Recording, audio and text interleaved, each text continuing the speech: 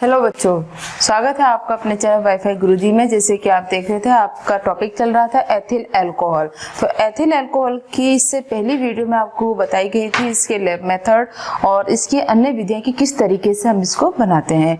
इसका क्वेश्चन बच्चों इंपॉर्टेंट है, जो कि काफी पूछा जाता है और ये क्वेश्चन पूरे 7 नंबर का आपके एग्जाम में आता है। तो इसलिए आप वीडियो को ध्यान से देखिएगा, पूरा देखिएगा, जिससे कि बीच बीच में क्वेश्चन आपको बताए जाते हैं कि कौन सा क्वेश्चन कितने नंबर का आता है और किस प्रकार से आता है। तो ये आपको समझना बहुत जरूरी होता है। तो इसीलिए अब देखिएगा इसके आगे का टॉपिक कि आगे इसमें आता है इसके भौतिक गुण व रासायनिक गुण, कि भौतिक गुण क्या है और रासायनिक गुण क्या है। तो क्वेश्चन क्या है, क्वेश्चन एक बार आप समझ लीजिए। क्वेश्चन आपका ये आता है कि एथिल अल्कोहल को बनाने की किन्हीं दो विधियों का वर्णन कीजिए व इससे संबंधित इसकी रासायनिक अभिक्रियाएं व दो उपयोग लिखिएगा। तो ये क्वेश्चन आपका बनता है। तो अब इस बात करते हैं इसके भौतिक गुण की। भौतिक गुण, जो हमारा एथिल अल्कोहल होता है बच्चों, वो हल्का सा मीठी गंध उसकी होती है और जो इसका स्वाद होता है वो थोड़ा तीक्ष्ण होता है। और अगर हम इसको रूम टेम्परेचर पर रखें तब इसका जो ये द्रव की फॉर्म में रहता है। और साथ के साथ हम ये भी कहेंगे कि एथिल अल्कोहल जो होता है जल व कार्बनिक विलायकों में विलय होता है। और एक बात ये भी आती है एथिल अल्कोहल के लिए, यदि हम वायु में इसको जलाते तो हल्की नीली ज्वाला के साथ या नीली लो के साथ ये जलता है। तो बच्चों ये थे इसके भौतिक गुण। अब जो ज्यादा इंपॉर्टेंट है इसके वह है रासायनिक गुण। तो चलिए बात करते हैं इसके रासायनिक गुण की। तो सबसे पहला जो रासायनिक गुण आता है बच्चों वह है इसका क्षार के साथ अभिक्रिया। तो क्षार के साथ अभिक्रिया क्या होती है, तो देखिएगा इसमें कि क्षार से अभिक्रिया,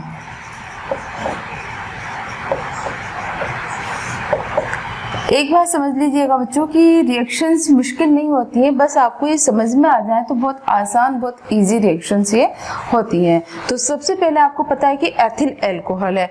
एथिल अल्कोहल के साथ हम इसकी अभिक्रिया करा रहे हैं। तो एथिल अल्कोहल क्या आ गया आपका, अल्कोहल मतलब क्या है C2H5OH। ये है हमारा एथिल अल्कोहल। इसके हम लेंगे 2 मोल। क्षार धातु क्या लेंगे हम, सोडियम Na। अब देखिएगा इसमें रिएक्शन जब होगी तो ये जो रिएक्शन है इसमें से आपका निकल जाएगा हाइड्रोजन।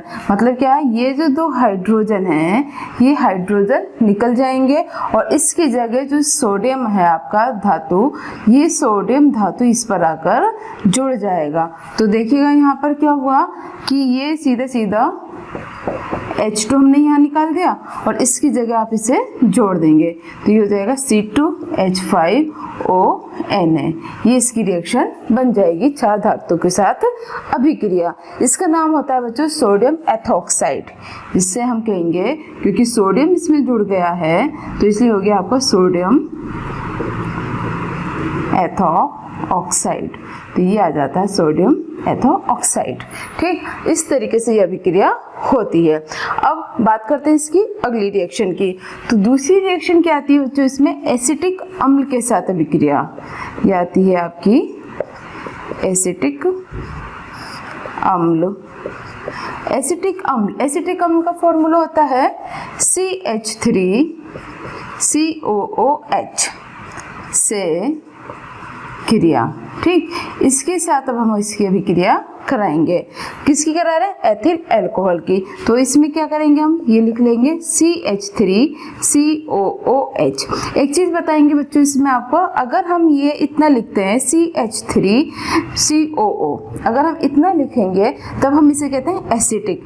अगर जब इसमें H आ जाता है तब हम इसे कहते हैं अम्ल, तब ये कहलाता है एसिटिक अम्ल। इसकी अभिक्रिया किससे करा रहे हैं हम, एथिल अल्कोहल C2H5OH। तो हम इसे इस प्रकार से लिख लेंगे HO, इस प्रकार से। ठीक, और इसमें एक बात का ध्यान रखिएगा, ये अभिक्रिया होती है आपकी सांद्र H2SO4। H2SO4 क्या है, सल्फ्यूरिक अम्ल। तो सांद्र सल्फ्यूरिक अम्ल की प्रेजेंस में ये अभिक्रिया होती है। तो वो सिंपल सी रिएक्शन है। इस रिएक्शन में आपका क्या होगा कि जो OH ग्रुप है, ये जो ब्रेक होता है आपका, ये यहाँ से होता है हाइड्रोजन के पास से, ये यहाँ से ये टूटेगा और इसका ये OH, ये देखो ये इस प्रकार से निकल गया, क्या निकला, एक हाइड्रोजन ये, एक हाइड्रोजन ये, 2 हाइड्रोजन और एक ऑक्सीजन, तो क्या बन गया यहाँ पर आपका H2O, ये इसमें से निकल गया। तो अब हाइड्रोजन के पास ही जगह खाली होगी तो इसकी जगह आपका क्या आके जुड़ जाएगा C2H5, जिससे कि आपका क्या बना, ये हो गया CH3COO C2H5, इसे कहते हैं हम एथिल एसीटेट, ये कहलाता है आपका एथिल एसीटेट। अब इसमें ये देखो नाम कहते हैं नाम याद नहीं होते, अगर आपको ये नाम याद है एसिटिकम CH3COOH, ठीक। अब इसमें क्या हुआ, एथिल अल्कोहल C2H5OH, तो इसका OH इसका हाइड्रोजन आपस में क्रिया की, जिससे कि क्या निकल गया आपका H2O निकल गया। लेकिन एक बात का ध्यान रखिएगा, ये अभिक्रिया होती है आपकी शांत H2SO4 की प्रेजेंस में। अब जब यहाँ से हाइड्रोजन हटा तो यहाँ क्या आ गया C2H5। अब ये देखिएगा आप यहाँ पर कि CH3COO C2H5, जब C2H5 यहाँ है तो आपको इससे पहले बताया ही था कि इसमें जो इतना ग्रुप होता है ये CH3COO, ये कहलाता है क्या, एसीटेट, ये एसीटेट हो गया। अब आपको ये भी पता है कि C2H5 क्या कहलाता है आपका, एथिल, तो इसलिए इसका नाम क्या हो गया, एथिल एसीटेट। तो इस तरीके से इसका नाम ये आ जाता है एथिल एसीटेट। बच्चों ये रिएक्शन काफी इंपॉर्टेंट है, बहुत पूछी जाती है। क्वेश्चन आपका ये बनता है कि एथिल अल्कोहल से एथिल एसीटेट कैसे प्राप्त करेंगे, या फिर ये बनता है क्वेश्चन क्या होता है जब एथिल अल्कोहल को शांत H2SO4 की प्रेजेंस में एसीटेट के साथ एसिटिक अम्ल के साथ अभिक्रिया कराई जाती है। तो इस तरीके से इसके 2 क्वेश्चन बनते हैं और साथ के साथ रासायनिक अभिक्रिया में क्वेश्चन आपका आ जाता है। तो इसीलिए वीडियो को पूरा देखिएगा, लास्ट तक देखिएगा और लाइक करिएगा, सब्सक्राइब भी जरूर करिएगा। तो अब चलिए बात करते हैं इसकी अगली रिएक्शन की।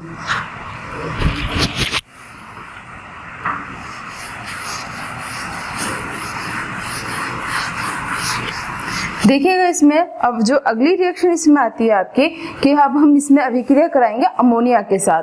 अमोनिया का फॉर्मूला आप जानते हैं क्या होता है, NH3, ये होता है NH3 अमोनिया। अमोनिया से क्रिया या अभिक्रिया, ठीक। इसके साथ जब हम अभिक्रिया कराएंगे इसकी, तब देखिएगा रिएक्शन क्या आएगी, ये आपका C2H5OH, नाम पता है इसका आपको, एथिल अल्कोहल, या हम इसका आईयूपीएसी नाम क्या होगा इसका, एथेनॉल।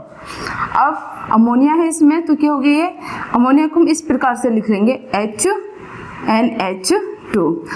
बच्चों एक बात समझ लीजिएगा, अगर आपको इस तरीके से दिखाई दे रहा है कि हाइड्रोजन बाहर की तरफ लिखा है और यहाँ पर OH लिखा है, तो आप समझ जाओ कि इसमें से हमें क्या निकालना है, जल का मोल निकालना है।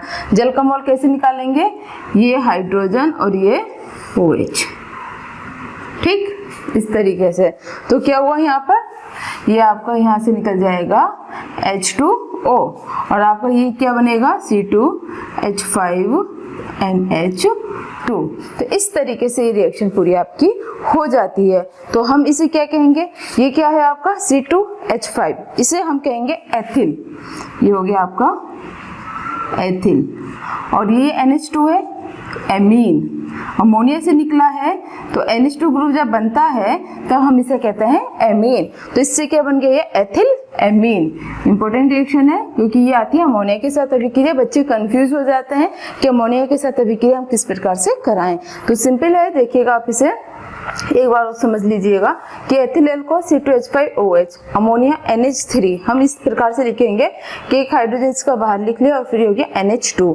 इसके साथ जब हमने अभिक्रिया कराई तो NH3 का हाइड्रोजन और इसका OH आपस में क्रिया करके क्या बनाएंगे, H2O, और आपका क्या रहेगा यहाँ NH2। NH2 क्या हुआ, यहाँ पर आपका ये जुड़ जाएगा, जिससे कि आपका क्या बन गया, ये एथिल एमीन। तो ये रिएक्शन इस प्रकार से हो जाती है। अब बात करते हैं इसकी अगली रिएक्शन की। नेक्स्ट रिएक्शन आती है आपकी सांद्र HI, हाइड्रोजन आयोडाइड से अभिक्रिया। तो बच्चों वीडियो को लास्ट तक जरूर देखिएगा, क्योंकि लास्ट में इन सब अभिक्रियाओं को बहुत शॉर्ट ट्रिक से आपको बता देंगे कि एक बार में आप कैसे याद कर सकते हैं। तो इसीलिए वीडियो को लास्ट तक देखिएगा और सब्सक्राइब करिएगा, लाइक जरूर करिएगा, और साथ के साथ में अगर आपको कहीं कोई प्रॉब्लम है तो आप कमेंट करके भी पूछ लीजिएगा। तो चलिए बात करते हैं अब सांद्र HI के साथ अभिक्रिया, जब हम एथिल अल्कोहल की इसके साथ अभिक्रिया कराते हैं। तो एथिल अल्कोहल आपको पता ही फॉर्मूला क्या होता है, C2H5OH। हम अभिक्रिया करा रहे हैं HI के साथ। HI के साथ मतलब कि हम यहाँ पर इसके 2H मोल इसमें से 2HI इससे लेते हैं। तो जब हम इसकी अभिक्रिया इसके साथ कराएंगे बच्चों, तो क्या होता है कि यहाँ पर ये जो 2HI है, तो 2HI में आयोडीन प्लस I2, ठीक, और यहाँ से 2 हाइड्रोजन, ये जो 2 हाइड्रोजन हैं, और इस तरीके से समझिए ये 2 हाइड्रोजन और ये 2 ऑक्सीजन, क्या बन गए इसमें 2 हाइड्रोजन 1 ऑक्सीजन, H2, यह आ गया H2O, ठीक। अब यहाँ पर आप देखो ये जो हाइड्रोजन है, ये हाइड्रोजन क्या होगा, इसी में आपका जुड़ जाएगा। 5 थे तो ये कितने हो गए, 6 हो गए, जैसे कि क्या बन गया C2H6। तो इस तरीके से क्या बन गया, ये बन गया आपका एथेन, यह आ गया आपका एथेन, और ये हो गया आपका जल, और ये आयोडीन। तो ये समझ में आ गई रिएक्शन, इंपॉर्टेंट रिएक्शन है, ये भी आपकी पूछी जाती है एग्जाम में। तो इस तरीके से समझिए कि ये HI एक HI, तो 1 और 1 कितने हो गए, 2 हो गए, तो क्या हो गया 2HI। जब हमने इसकी रिएक्शन इसके साथ कराई तो क्या हुआ, ये I2, तो ये I2 ने क्या मिलकर बनाया, ये हो गया आयोडीन, निकल गया। और ये जो 2 हाइड्रोजन थे 1 ऑक्सीजन के साथ क्या बना, ये H2O। अब आपका जो ये हाइड्रोजन था इसी में जुड़ गया, तो इससे क्या आपका ये क्या बन गया, एथेन। तो इस तरीके से जब हम सांद्र HI के साथ अभिक्रिया कराते हैं तब इससे आपका एथेन बन जाएगा, जल का मोल निकल जाएगा, प्लस आयोडीन साथ के साथ में इसमें बन जाती है। तो इस तरीके से रिएक्शन ये पूरी हो जाती है। अब चलिए इसकी अगली अभिक्रिया हम करा देते हैं PCl5 के साथ। PCl5 कहलाता है आपका फॉस्फोरस पेंटाक्लोराइड। तो PCl5 के साथ रिएक्शन देखिएगा इसकी किस तरीके से ये होती है।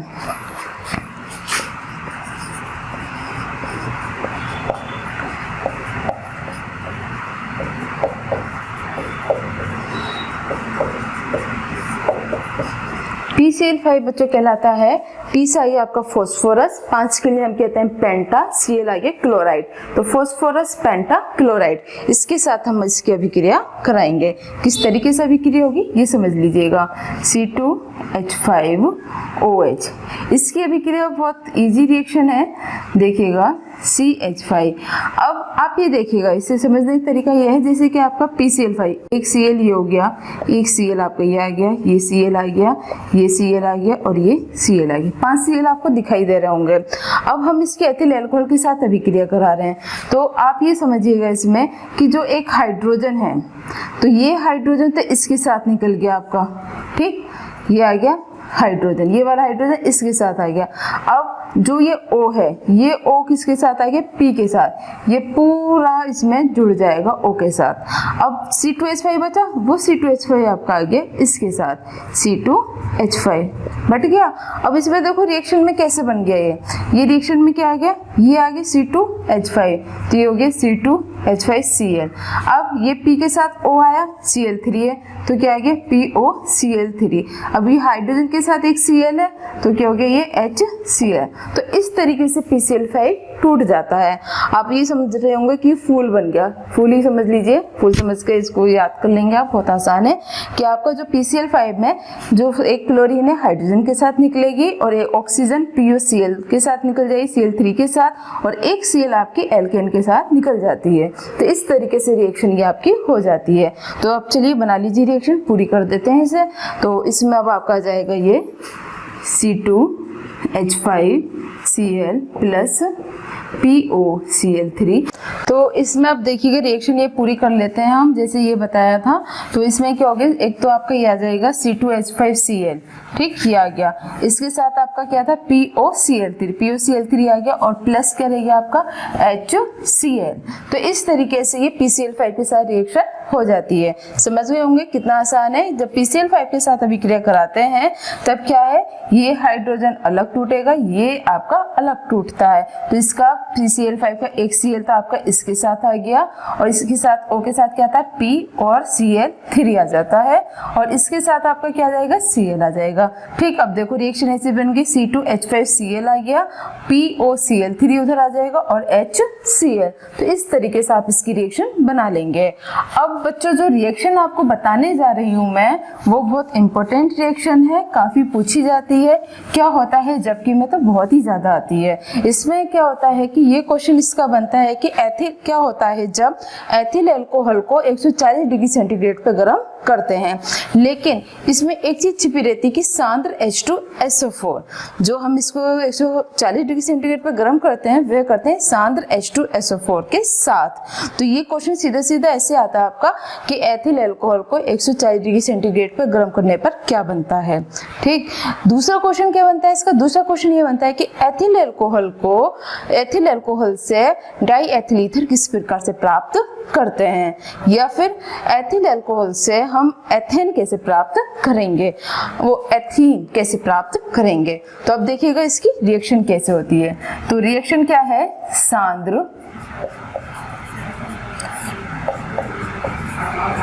H2SO4 से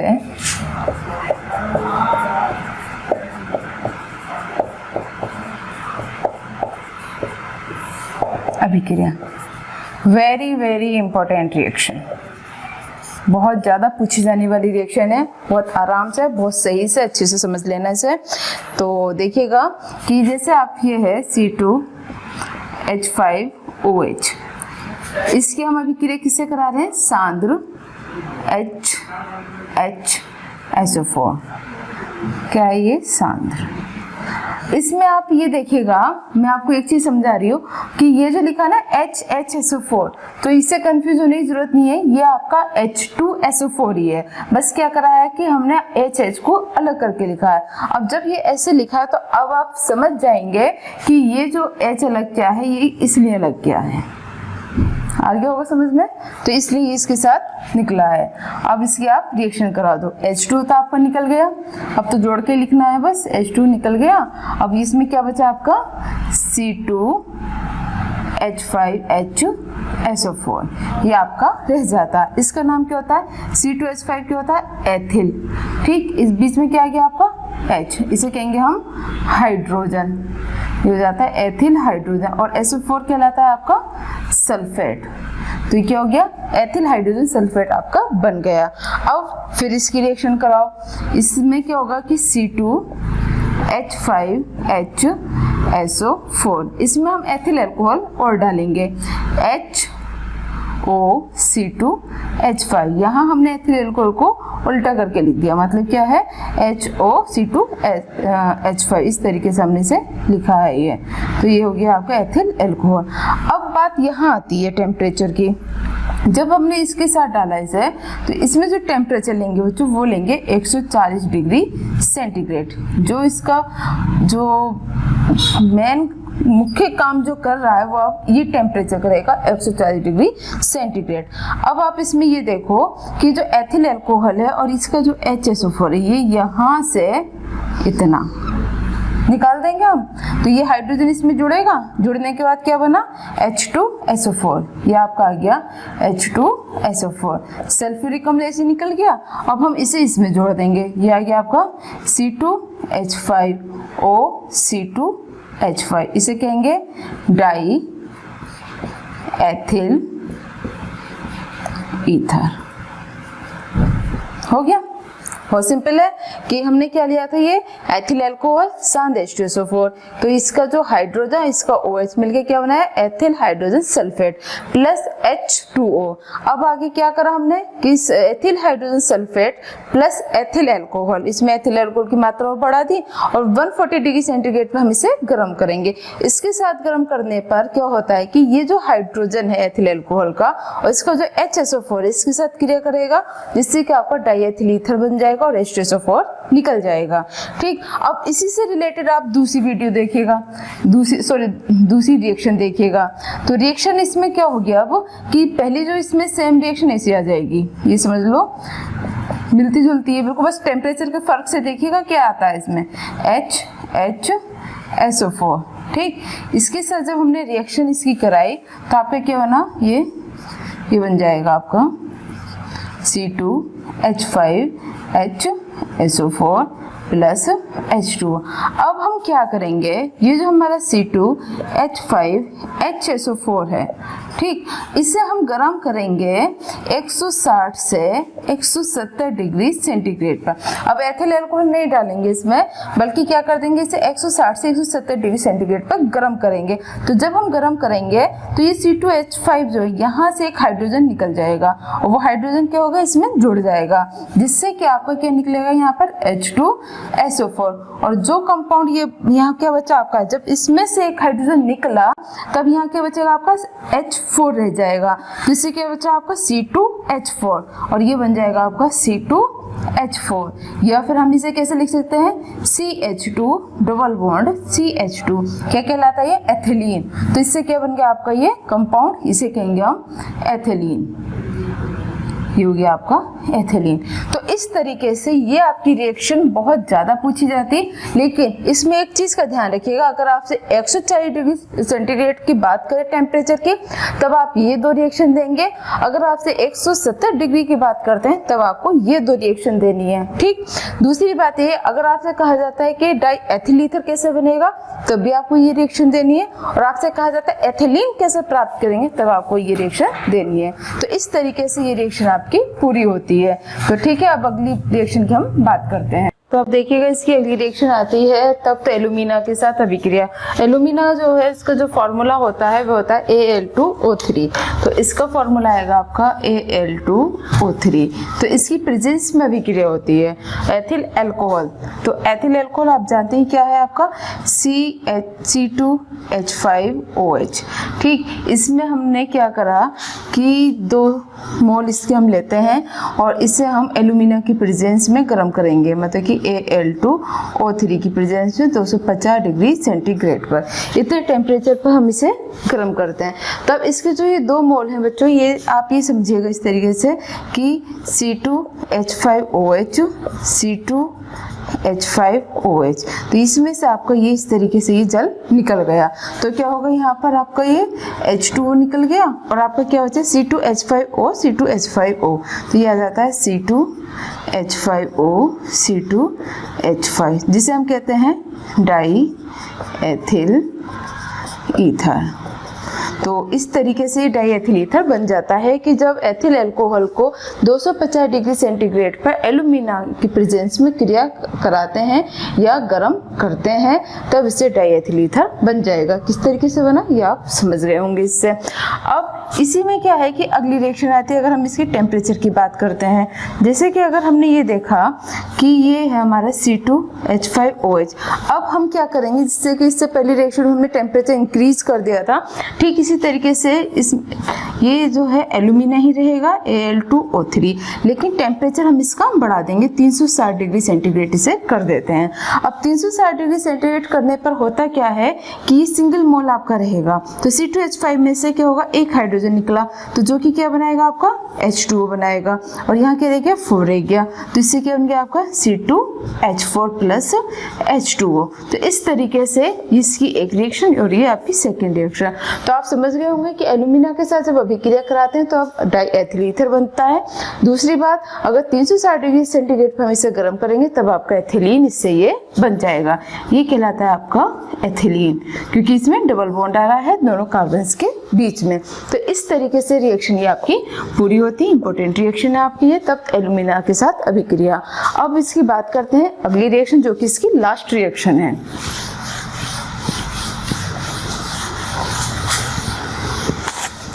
तो अब देखिएगा बच्चों, ये आपका काफी पूछा जाता है कि ऑक्सीकरण कराने पर, तो ऑक्सीकरण इसका हम कराएंगे जिसे हम ऑक्सीडेशन कहते हैं। तो ये बिल्कुल फैक्ट कन्वर्जन है, आप कहीं भी इसको ऑक्सीकरण कराएंगे तब इसमें यही रिएक्शन इसकी बननी है। तो इसमें क्या होता है कि C2H5OH, इसका हम एल्कोहल है हमारा, तो एल्कोहल का ऑक्सीकरण कराने पर प्लस क्या करेंगे इसमें OH, तो इससे क्या होता है आपका एल्कोहल आपका चेंज हो जाएगा एल्डिहाइड में CH3CHO, और इसमें से क्या नहीं होगा आपका H2O इसमें से निकल जाएगा। तो ये बिल्कुल फैक्ट कन्वर्जन है कि जैसे कि आपका जब हम इसका ऑक्सीडेशन कराएंगे तो एल्डिहाइड ही बनेगा। तो क्या होगा ये एथिल अल्कोहल, और इससे क्या बन जाएगा आपका एल्डिहाइड। तो जिसे हम एल्डिहाइड, तो एक ग्रुप बना है लेकिन इसका जो नाम होता है वो होता है एसीटैल्डिहाइड। तो एसीटैल्डिहाइड इसमें बन जाता है। एल्डिहाइड इसलिए कहा क्योंकि यहाँ पर आपको CHO ग्रुप एल्डिहाइड ग्रुप आ जाता है। तो इस तरीके से इसका ऑक्सीडेशन जब हम कराते हैं अल्कोहल का तब आपका एल्डिहाइड ग्रुप ही आता है। अगर हम इसमें देखें कि अगर आपसे कहा जाए कि एल्डिहाइड का ऑक्सीडेशन कराइए, जैसे कि CH3CHO प्लस O, इसका कराएंगे तब ये चेंज हो जाएगा आपका किसमें एसिटिक अम्ल में, ये बन जाए CH3COOH। तो ये कहलाएगा आपका एसिटिक अम्ल। तो इस तरीके से इसका ऑक्सीडेशन हो जाता है बच्चों। तो आपको समझ में आ गया होगा कि alcohol oxidation change into aldehyde and aldehyde oxidation is change into acetic अम्ल। तो इस तरीके से इसका ये फैक्ट कन्वर्जन आपका हो जाता है। तो ये थी इसकी रासायनिक अभिक्रियाएं। अब बात करते हैं इसके उपयोग की। तो एथिल अल्कोहल के उपयोग आप जानते भी होंगे कि जैसे कि ये एक अच्छा विलायक है, तो इसका सबसे ज्यादा उपयोग किया जाता है औषधि में, कि जैसे जो भी मेडिसिन वगैरह है उसमें इसका प्रयोग करते हैं। कफ सिरप में इसका बहुत ज्यादा प्रयोग किया जाता है। दूसरी बात ये आती है कि एथिल अल्कोहल का जो प्रयोग करते हैं बच्चों, वे करते हैं जैसे कि आपने देखा कि रिएक्शन में हमने डाईएथिल ईथर बनाया, एसिटिक अम्ल बनाया, तो इस तरीके से हम इनको बनाने में इसका प्रयोग करते हैं। तीसरी बात ये आती है कि एथिल अल्कोहल का प्रयोग हम प्रयोगशाला में अभिकर्मक के रूप में करते हैं। तो इस तरीके से ये था आपका एथिल अल्कोहल, जो कि ये कंप्लीट होता है। अब देखिएगा इसकी जो अगली वीडियो होगी बच्चों, उसमें आपको इसकी शॉर्ट ट्रिक बताएंगे कि किस तरीके से आप इसको और अच्छे से तैयार कर सकते हैं। तो इसी तरीके से वीडियो को देखते रहिए, पढ़ते रहिए और आगे बढ़ते रहिए।